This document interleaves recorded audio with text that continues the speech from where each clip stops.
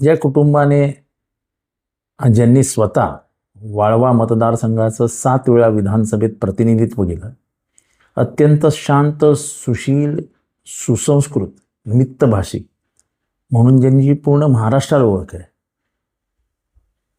अशा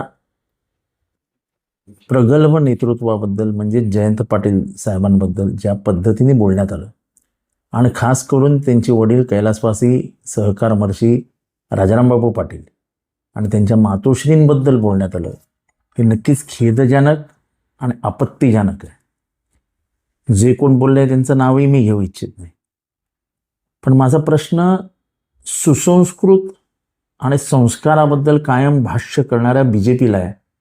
या नेतृत्वाला हे मान्य आहे का की ज्यांनी अनेक वर्ष महाराष्ट्राची सेवा केली, ज्यांच्या मातोश्रींचा राजकारणाशी काहीही संबंध नाही, ते दोघंही आज या जगात नाहीत, त्यांच्याबद्दल अशा पद्धतीची भाषा, इतकी घाणेरडी भाषा ही वापरणं हे एखाद्याला शोभा देतं का? आणि वारंवार त्याचा उल्लेख करणं हे कितपत योग्य आहे? मला फक्त एवढंच सांगायचं आहे की ज्या गावच्या बोरी त्याच गावच्या बाबळे. तुम्हालाच बोलता येतं असं समजू नका, बोलता आम्हालाही येतं. राजकारणात काही शाब्दिक मर्यादा, काही भाषेच्या मर्यादा पाळाव्या लागतात, याचं भान आत्तापर्यंत आम्हीही ठेवलं आहे. BJPच्या नेतृत्वाने पुढे येऊन ह्याची स्पष्टता द्यावी.